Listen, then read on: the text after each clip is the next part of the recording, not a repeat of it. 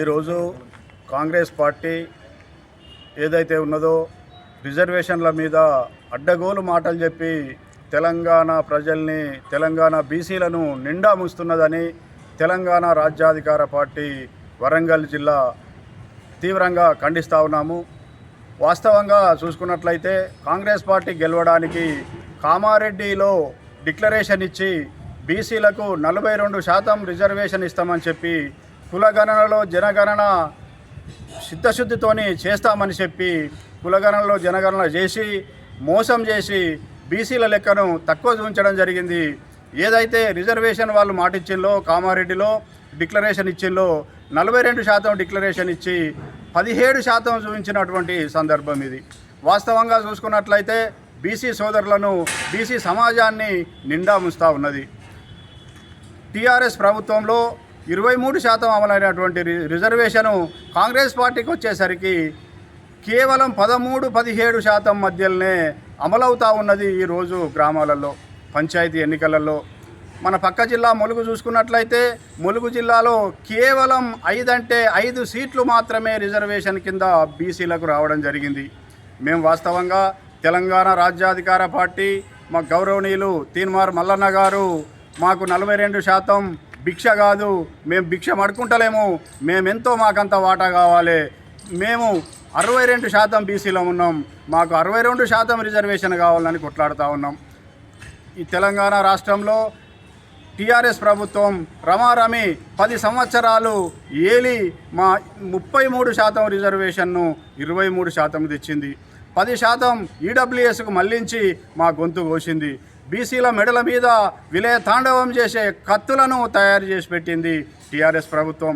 దాన్ని ఏదో మారుస్తాము, మేమేదో చేస్తాము అని ప్రజలకు చేయకూడని హామీలు ఇచ్చి, నెరవేర్చని హామీలు ఇచ్చి ప్రజలను మోసం చేయడానికి సిద్ధమై ఈ గుంపమేస్త్రి రేవంత్ రెడ్డి అన్నీ మాయమాటలు చెప్పి ఈ మతిలేని జానారెడ్డి, పొంగులేటి శ్రీనివాసరెడ్డి వీళ్ళంతా రెడ్లు ఒక వేదిక మీదకి వచ్చి లోపభూయిష్టమైనటువంటి రాజకీయం చేసుకుంటూ ఈ తెలంగాణ బీసీలను నిండా ముంచుతూ ఉన్నాయి.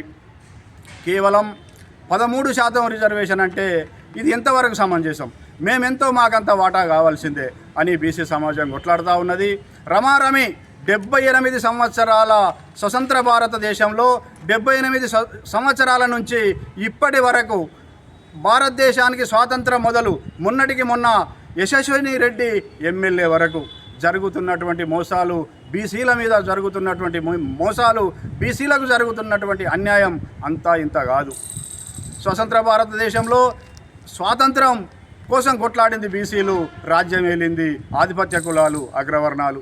తెలంగాణ పోరాటంలో తొలిదశ పోరాటంలో అదే జరిగింది, మలిదశ పోరాటంలో అదే జరిగింది, ఇప్పటి వరకు అదే జరుగుతూ ఉన్నది.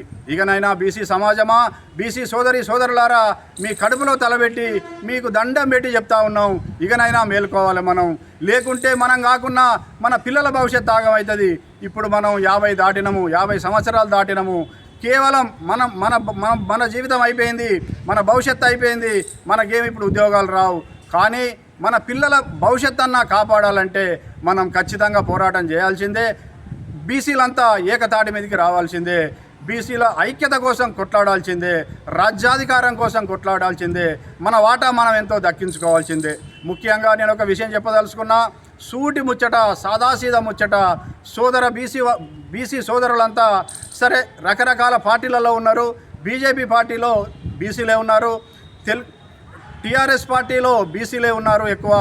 కాంగ్రెస్ పార్టీని గెలిపించింది కూడా బీసీలే. కాబట్టి ఫస్ట్ ఈ 3 పార్టీలలో ఉన్నటువంటి బీసీ సోదరులారా, మీరు గుండె మీద చేసుకొని ధైర్యంగా ఆలోచించి ముందుకు రండి. ధైర్యవంతులే మా పార్టీలోకి రండి.